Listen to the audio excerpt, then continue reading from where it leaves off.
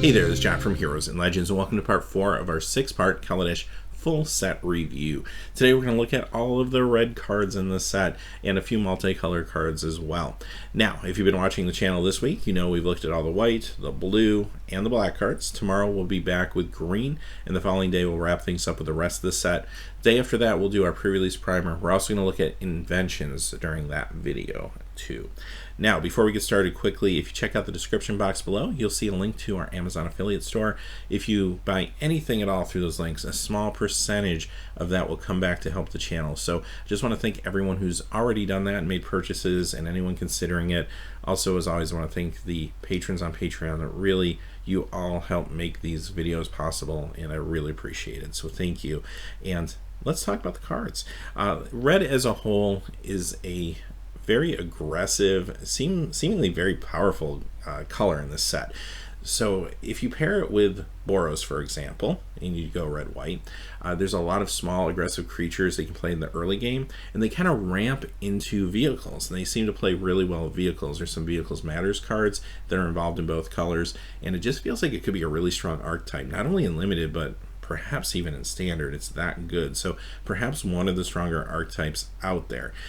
Or you could go red and blue, do kind of the more is it thing, and it's a spell style is it deck, kind of like we've been used to seeing the last couple sets anyway. And it adds a new twist though, because it brings energy into it, and that's actually kind of awesome. So you get to play something that feels familiar, but at the same time has a completely different take on things.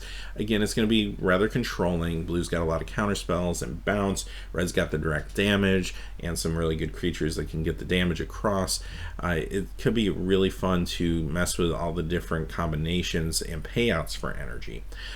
Speaking of energy, you could go Gruul, and Gruul's another color when you get into red-green that is also using energy, but this time they're using it in a different way. They're trying to apply that energy to making the creatures better, which is kind of what Gruul normally wants to do, right? It's kind of like that beat down, just stompy deck, but again, it adds that twist of energy. So it's something that's old, but it's adding something new to it.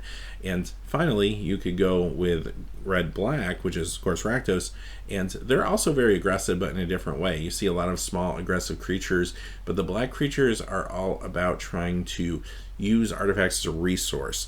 So they bring Fabricate to the table, which is pretty interesting. But at the same time, they're trying to take those Fabricate tokens from the servo tokens and turn them into a benefit. So you find that a very interesting pairing with what Red's trying to do, and just be a little more hyper aggressive and use direct damage and things like that. So all the archetypes very relevant, and I think can be very good for you if you draft into any of them, quite honestly. And that's what's cool about Kaladesh. The mechanics kind of split through a number of different colors and even into the colorless cards, so that you don't feel like if I started to draft one type of deck and it dries up, I can still swerve, and the cards I've already drafted aren't completely meaningless to me. I can still use them wherever I go next, and that's actually pretty cool. I think that's good design, and it keeps you a little more nimble and flexible in the draft itself. Now, having said that, let's move into each card individually. We'll start off with Ether Torch Renegade. And this is actually a kind of interesting card. It gives you 4 energy when it comes into play. Now, it's a pinger that can hit creatures, but it's asking you to pay 2 energy to do it and tap it, which feels a little awkward because we've seen pingers that don't ask for energy in the past, right? So what do you get in return for this extra quote-unquote drawback? You get this last ability, which means if you have 8 energy, you can actually do 6 damage to an opponent. That's actually kind of interesting. So this card will particularly shine in the Izzet build, because Izzet's trying to be a little more controlling. There's a lot of ways to get energy in Izzet. You can build up that energy, kind of control the board with the counter spells and the bounce spells, and then later on you get this payoff of 6 damage right to your opponent's face. That's actually kind of cool. So it might shine a little more in that style deck. It could be good in the Gruul deck too, just because, again, Gruul's creating a lot of energy, although Gruul's trying to do different things with the energy, but it still could be very relevant there. But having said that, in general, I think this is a good limited card overall, whether in those colors or not, just because pinging abilities, even in a vacuum, if you get to ping 2 things, like, it really messes up combat math, and there's also a lot of 1 toughness creatures that'll be running around, a lot of servo tokens that might be trying to pilot vehicles and stuff. So there's a certain level of disruption this card brings to the table that I really like. So very playable 3-drop. Next we have Brazen Scourge. Now we're talking hyper aggressive, right? 3/3 haster for 3. Yep, sign me up. This thing's going to do some work for you for sure. Hyper aggressive, super push stats, and you'll be happy to play this. Granted, this is going to be good in an aggressive deck, maybe a Rakdos deck or a Boros deck, but let's face it, this thing's going to do work for you no matter what. If you can cast it, it's awesome. Now, could this cross over to Standard? Yes, I think it will, actually. Again, I do feel like we're going to see some aggressive builds in Standard. I think they're going to revolve around red. Boros looks like it's going to be quite good, like I mentioned at the top of the show, especially being able to ramp into vehicles. But Rakdos has a chance of getting there too. It's also another aggressive build. It's got some really good removal, including the card we saw yesterday, the Unlicensed Disintegration. So it remains to be seen which one will pan out to be maybe the more powerful aggro deck in the metagame, but I do think we're going to see some decks really revolving around red, and not only because of this card, but we got some other really good ones coming up. Next we have Built to Smash, and I really like this card a lot. Of course, it's a giant growth, like brute force style ability. The difference being this time around, you can only use it when the creature's attacking. So, okay, that's alright with me. I mean, granted, it does take away the use of this type of card in a defensive situation, but usually I like to use this when I was being aggressive anyway, and red is an aggressive color. But my bonus to make up for that is if I play this on an artifact creature, it gets trampled till end of turn. +3/+3 and trample for 1 mana at instant speed. Yeah, sign me up. This is awesome. Now, yeah, there's going to be times you won't have an artifact creature maybe to target with this, and it just becomes like a +3/+3, but that's still really good, right? This is awesome. I think this card is definitely worth running in Limited pretty much all the time. And in Standard, could this see some play? I think it could. You know, you run a few of these in an aggressive deck, it just catches your opponent by surprise. And if you have some aggressive artifact creatures to go along with it, this is awesome. Cathartic Reunion. These type of cards are okay in Limited. Like, I don't mind running a one of these in my deck sometimes if I have room, because if I'm maybe in the early portion of the game I'm having trouble hitting my land drops, like this could help, or in the later portion of the game when I'm getting flooded out in land, this could help. So this is a nice little utility card sometimes in Limited. Not much more to say about it than that there. But where this card is really going to shine is Modern. This is going to slide right into the Modern Dredge deck. The Modern Dredge deck has been very strong, has had a great showing lately. It got a lot of tools from the Shadows over Innistrad block, which really made it a thing.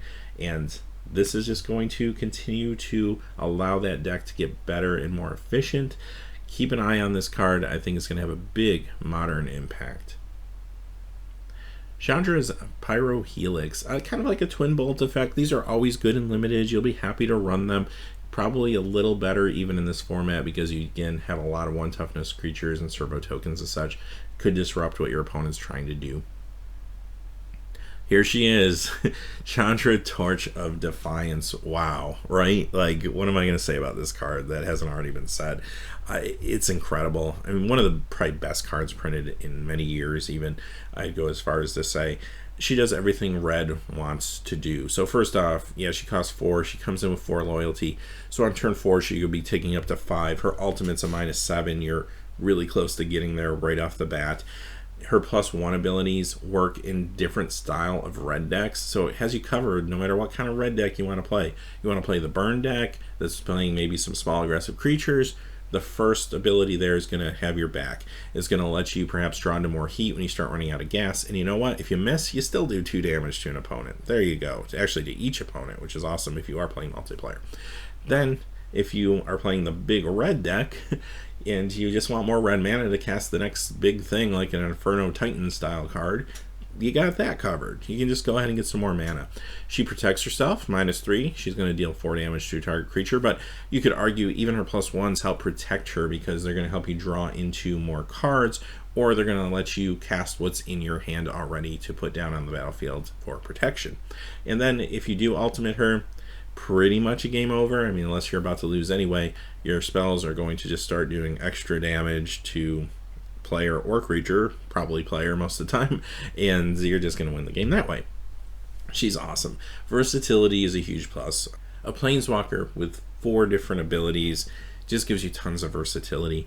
This is a great card, and this is one of the reasons I think red is going to really take a big step forward in standard. People are going to want to play this card because it's just that good. It's just going to do so much work that it's going to give you a little bit of an edge if you're in red. And I think you're going to see a lot of red decks show up in standard, a lot of aggro decks, and decks that are using combination of aggro strategies and vehicles. I think that certainly will be a thing in the standard format. Having said that, you know what? She's good in modern too. I think she's good in legacy too. I could even see someone trying to play her in vintage burn style decks. She's just really awesome. Commander, of course, right? Great card to play in Commander. Planeswalkers are always fun in Commander, but why not play a super powerful one like this? And cubes, I mean, a great cube staple from here on out. Incredible, incredible card. I'm really excited for this. I was saying before she was previewed, I really hope we kind of get the defining Chandra this time around. We've had some good ones. She's gotten better recently, but I really want to kind of the Chandra, kind of like Jace the Mind Sculptor, right? Like, and we definitely got that Chandra. That's awesome. Next we have Combustible Gearhulk, which is another mythic and just another incredible card in red. If you pay 6 for a 6/6 for a striker, you know what? You had me right there. Sign me up. I'll play this card all day long. Now, the ability is especially amazing, too, because you choose an opponent. They have a choice now to either let you Ancestral Recall or mill 3 cards into your graveyard, and they have to take damage based off the converted mana cost. Yes, it is a Punisher mechanic. Those aren't always great, but I think this one is pushed so far that either way, it's kind of win-win for you, right? I mean, most of the time, your opponent just can't let you Ancestral Recall, right? I mean, they're going to have to take the damage in limited, right? Like, unless they're really low on life, they're just going to have to bite the bullet and take extra damage. In some ways, it almost feels a little bit like Inferno Titan in that way. It's not guaranteed. I mean, you could whiff with 3 lands or something, but for the most part, it's going to be dealing some amount of damage to them. If they're low in life, then maybe they don't have the choice and they just have to give you the 3 cards, and that can help you put the game away too. Like, that's a really bad decision for your opponent. Now let's talk about standard. This could potentially be in a deck with cards that have a really high converted mana cost. I mean, look at things like Emrakul, Bedlam Reveler, the new Colossus, which we're going to look at in a couple days. These are all high casting cost creatures that have ways to cast them cheaper. So because of that, they are probably playable in standard, right? But when you flip them, they're doing a huge amount of damage. I mean, 2 of those cards could just basically end the game if you happen to flip them. So if there is a deck out there that's playing with cards like that, and maybe even using Chandra to help with the ramp, then your opponent might be in a situation where they just can't let you flip the cards. The risk is just too high. They might have to let you draw the cards, and that's going to be really bad for them too. It's just talking about a no-win situation, right? That gets kind of crazy. Now, this card I think does start to lose a little value once you get into modern and legacy and vintage and so on, just because now you're going to reach a point where your opponent's decision is very easy. They just can't let you Ancestral Recall because those cards you're drawing are going to be way too powerful, and the casting costs for the most part are going to be a lot less, and the damage they'll be taking will for the most part be less. So the decision becomes super easy. It's still a 6/6 or a striker for 6, so could that see some modern play? Maybe. I mean, Inferno Titan doesn't see a whole ton of modern play. Primeval Titan does, but that's because of its ability and how it interacts with lands more than anything. So I don't know if it will quite get there, but this will be an incredible standard card, a huge bomb in limited, no doubt.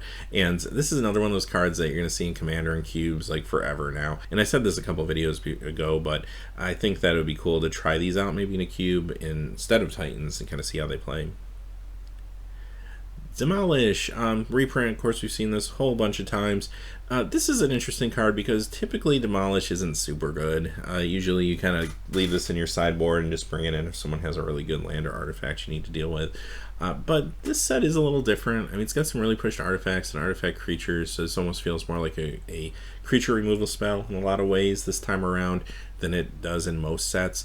So because of that, and considering we don't have like a Shatter or anything in red, and this is at common, I think this will become a much better card. I could see this being a little more main deckable this time around.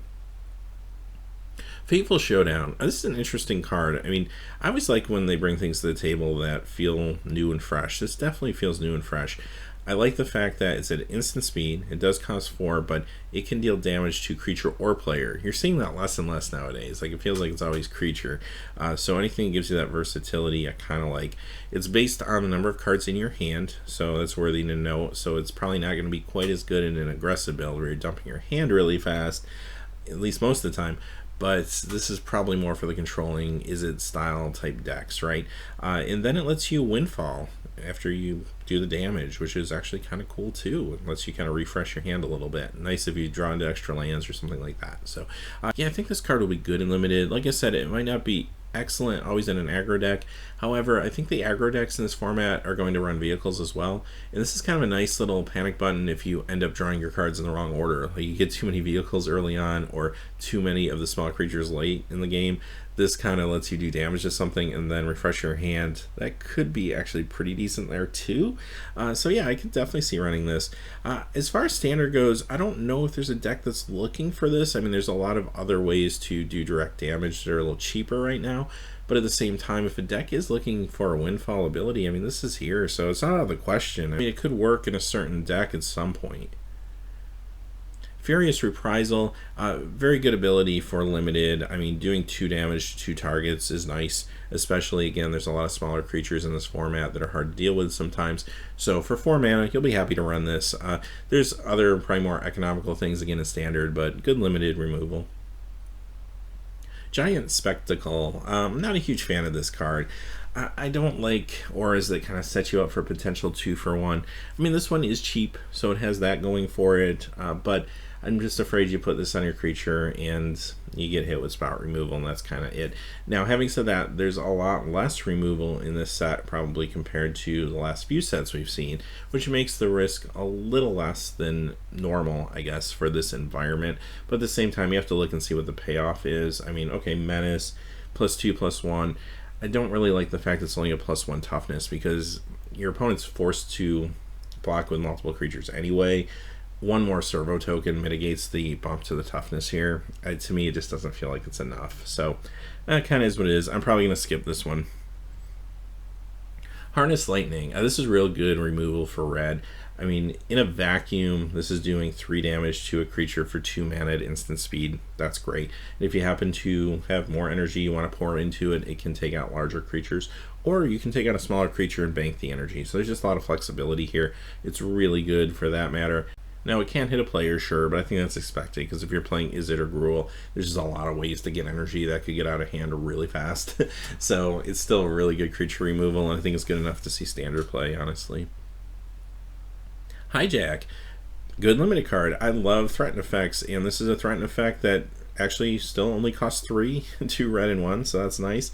It gains control of an artifact or creature this time around, though. So gives you, again, a little more flexibility. Every once in a while, that might matter. I think most of the time you're still going to be taking a creature and using it that way, but there will be moments where taking an artifact actually could have some pretty big implications. So yeah, I think this is a great card. Notice it's at common, not uncommon. A lot of times you see these type of effects at uncommon, so you're going to be able to get your hands on these, and maybe more importantly, you're going to have to play around this a little more. So you're going to have to be aware that this exists. Your opponent could have it. Incendiary Sabotage. Feels a little bit like an Anger of the Gods style effect. This time you have to sacrifice an artifact to make it happen. I don't think that's going to be a huge deal. There's so many artifacts, servo tokens, so on and so forth. I don't think that'll be too big of a problem for you. It's a nice little panic button, deals with a lot of the smaller creatures. This card will be especially good if you're like in Gruul, for example, and you're going a little bit bigger and you're trying to deal with an aggro deck with a lot of small creatures. It could do a lot of work for you there. But I think this card's still good to run even as a panic button style card. If things aren't going your way, you can always kind of pull this out and it will hopefully let you catch up a little bit. It also kind of messes around with the servo tokens, the fabricate vehicle strategy too, which could be good in certain situations. I do think this is a one-of in limited easily if you happen to get a copy of it, and I do think this could see some standard play out of sideboards. Inventors Apprentice. This is a cool card. I mean, it feels a little bit like the artifact version of Curd Ape, right? Instead of a forest, you need an artifact for it to get the bonus. This will work really good with equipment. The only awkward part is there's not a lot of equipment in this set. There's only like one thing, but it does partner well with it. It's a 2 casting cost, 2 to equip, +2/+0. so that's just fine. So you can play this on turn 1, you play that on turn 2, you have yourself a 2/3 to attack in with. Next turn you equip it up and you're doing some damage. That's actually pretty cool. It won't always work out, but even if you have another artifact or an artifact creature or whatever, a 2/3 for 1 mana is still very economical. You'll be happy to play it in limited. It's a very aggressive card. I think it could potentially even see some play in an aggressive deck in standard. I mean, Kurt Ape traditionally has been a strong card. I think this will be too. And once you get out of standard, you have Kurt Ape. So I don't think you're going to need this in other decks, for example, because you have other options. And even decks like Affinity probably don't need this. They have other things. Last new, Hellion, another hyper aggressive card. I mean, this thing's a 4/4 haste creature for 3. Like, on the surface, that's awesome, right? Like, just playing this on turn 3, attacking him for 4, like, what? Really? And you also get 2 energy.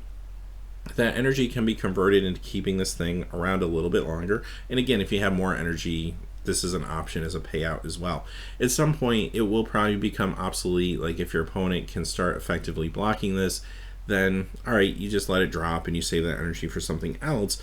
But early on, this thing can do some crazy work. Fantastic card. Now it's a rare, you won't see it all the time, but when you get it, it'll be really good and limited. It's another card that I think could cross over into a standard aggro build.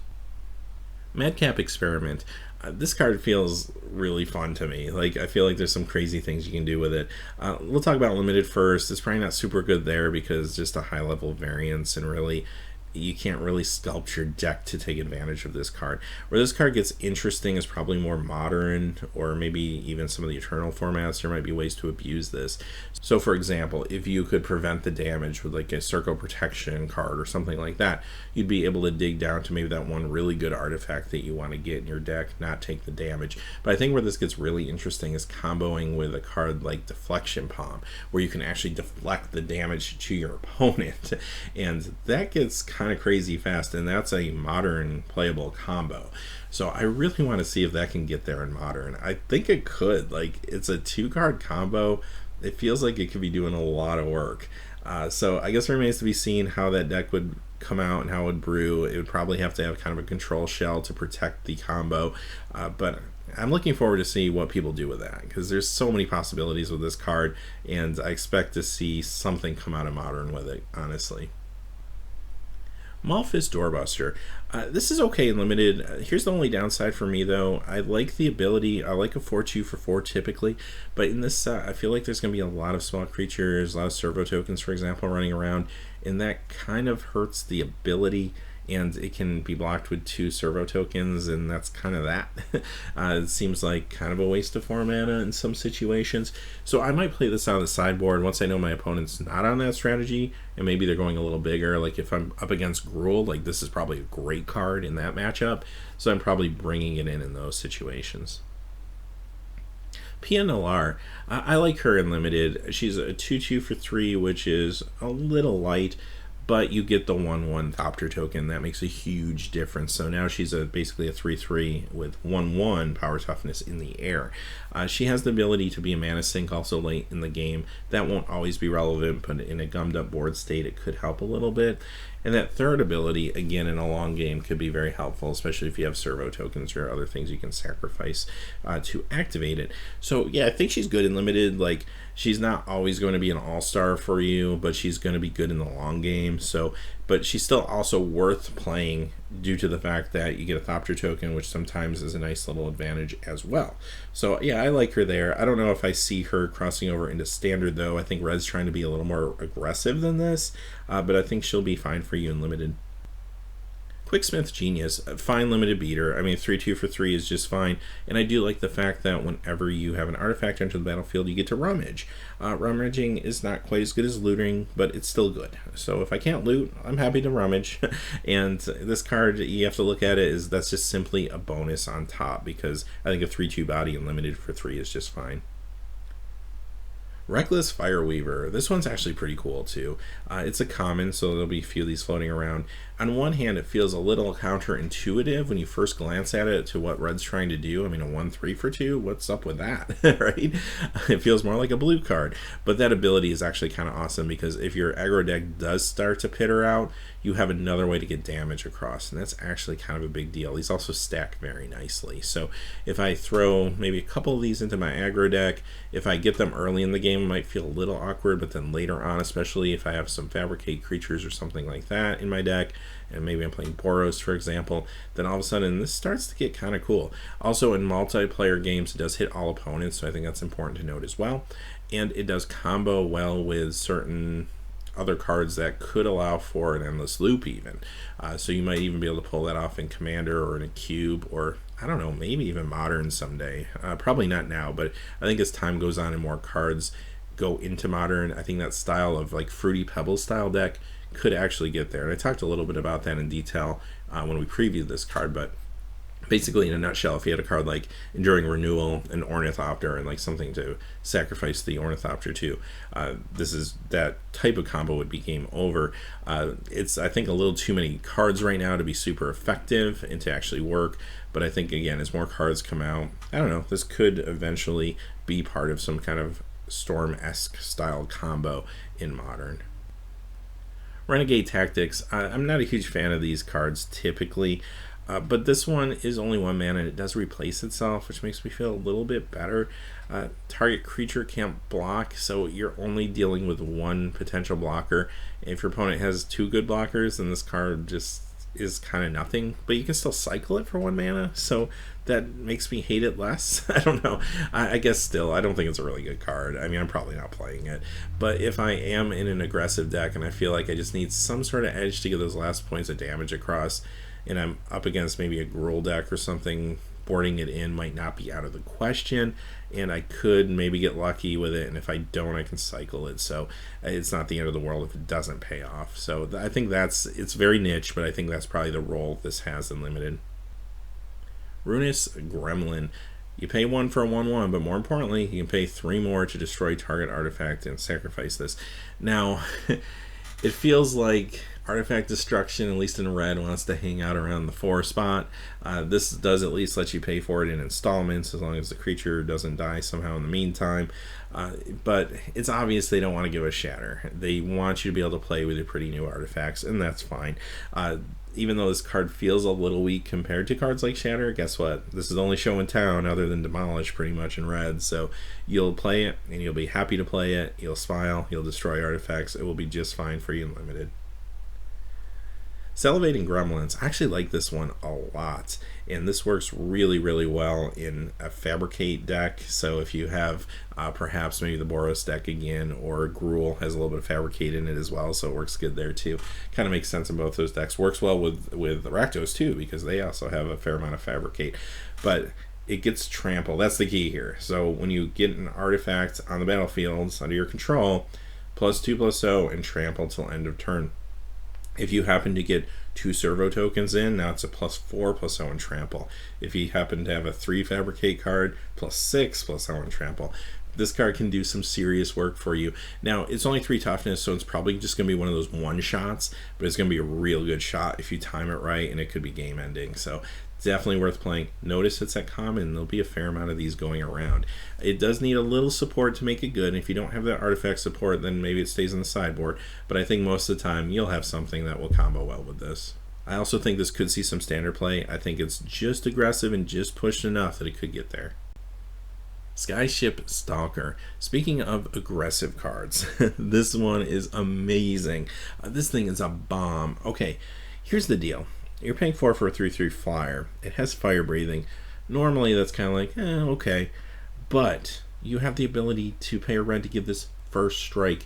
Fire breathing is not a super exciting ability normally because it doesn't touch the toughness. So again, it just kind of trades up usually.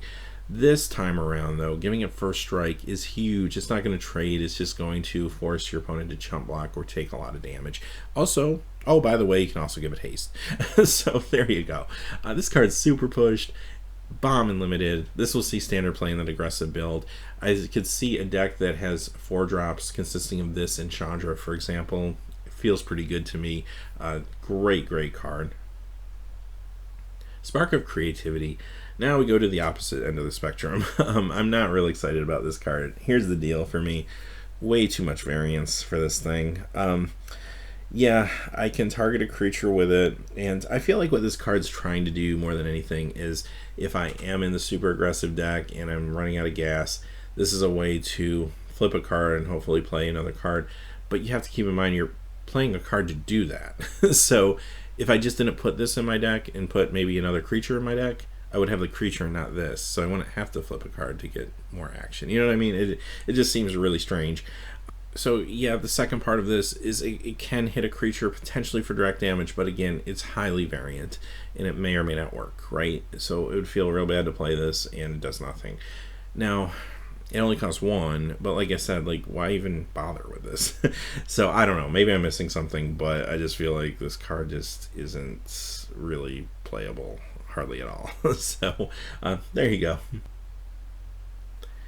Next we have Speedway Fanatic. Okay, now we're going back up again. Look at this card this way. 2 for 2/1 haste. Don't even read the rest of the card. Does that sound good? Yeah, you know what? Sounds good for me in red. Super aggressive card. But on top of that, if it crews a vehicle, that vehicle gets haste. Yeah, all right. Well, let's do that then. That's awesome. So again, it kind of totally makes sense for what Red's trying to do, especially with maybe Boros. It wants to put out some aggressive creatures early on, and then later on when the board gets mucked up, those creatures can jump into vehicles and finish off the opponent.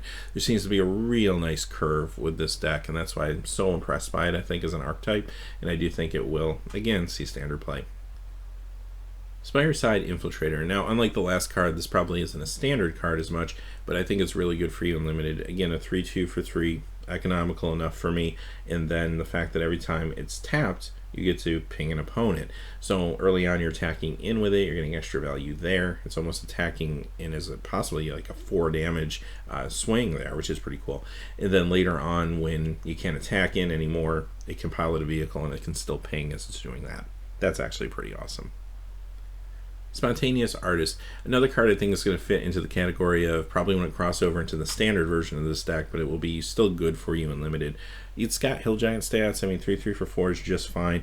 It gives you at least 1 energy, so even in a vacuum you can use its ability once, but most of the time you'll probably have more energy, and at the cost of only 1 energy to give something haste, that could have some legs as you progress through the mid to late game. So I actually do like this card. It just speeds up an aggro deck a little more.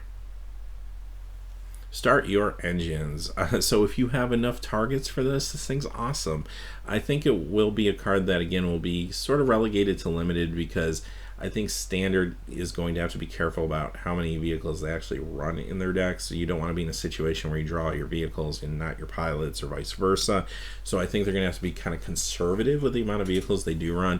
But having said that, I still think this is a good limited card, because if I have a couple targets for it even, I could find some value for this at some point. Yes, this can be a dead card, especially early in the game. But again, it's a nice way to encourage continued action from a hyper aggressive deck as you get to the mid to late game, and that could help you just get those last few points of damage across sometimes. Territorial Gorger. This is good in a deck where you're going to get a fair amount of energy. So again, we're looking at the Izzet deck, we're looking at the Gruul deck, maybe the Rakdos deck. But if you're in those colors and you feel like you have enough ways to get energy, this is very runnable.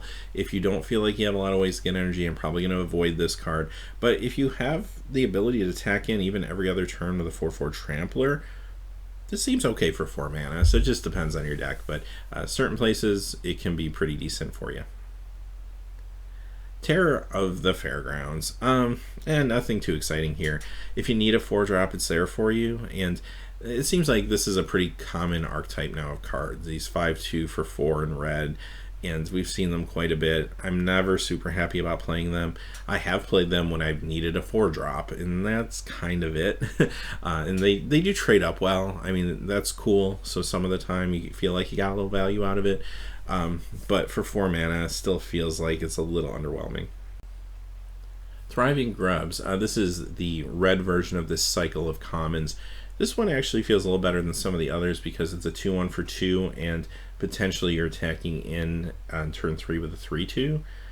Yeah, I don't mind that actually. So this is pretty good. Again, it's not a card that's going to cross over into standard, I don't think, but it will be a good card in limited for you, especially if you're trying to go a little aggressive. Again, it gets better if you have more of a pool of energy, so it's going to be better in the colors that help you provide more energy. But at the same time, this isn't always going to be the payoff you're looking for your energy, because there's many times better things you could be doing with it. Is you got to think, even if you get this thing up to being a 4/3 creature, at some point you're going to get diminishing returns, because you're putting a lot of energy and a lot of time into a creature that could eventually be removed or blocked. Wayward Giant. Here's a pretty good beater. I mean, we've seen red is very low curve. I mean, it's going super aggressive, a lot of small creatures. Unless you get some really good rares or mythic rares, you don't have a whole lot of stuff that's real high to mess around with on your curve. So this is a fine 5-drop if you're looking for something that's a little higher curve. I mean, it's not the best creature in the world, but it can do some work. 4 or 5 menace for 5, I think, is playable and limited. You might have better things, so it might not always make your cut, but if red's your primary color, this might be good for your 5-drop spot. Welding Sparks. It feels good to me in limited. I mean, paying 3 at instant speed to do 3 damage to a creature feels just fine. And you know what? If I have some servo tokens or thopter tokens or anything else, I get to do even more damage, so the power level of this could increase. Again, I think the variance is a little too high for standard, and there's just other really good removal spells out there right now in red. So I don't know if standard needs this, at least at this point, but it will be fine in limited for sure. Alright, let's move on to some of the multicolor cards. We're going to look at the 1 Gruul card, and it's Voltaic Brawler. And this card gives you a good idea of what Gruul's trying to do. It comes in, it gives you energy, and then you can take that energy to, at least when you attack in, make this a 4/3 trampler for that attack.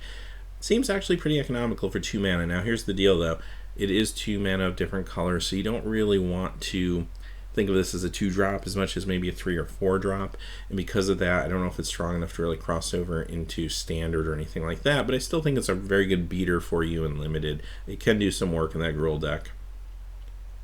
Alright, let's move on to Boros, and maybe one of the more exciting cards in the set right now, Depala Pilot Exemplar.